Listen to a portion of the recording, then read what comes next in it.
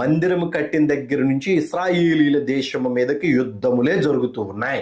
మొట్టమొదటిగా సొలొమోను మహారాజు దేవాలయాన్ని కట్టినప్పుడు దేవునికి ఆరాధనలు జరిగాయి.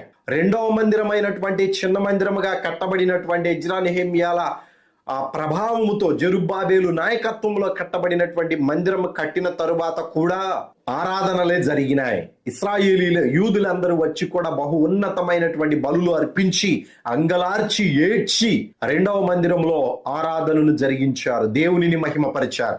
కానీ మూడవ మందిరం కట్టిన తరువాత కట్టినది మొదలుకొని యుద్ధాలే జరుగుతూ ఉన్నాయి.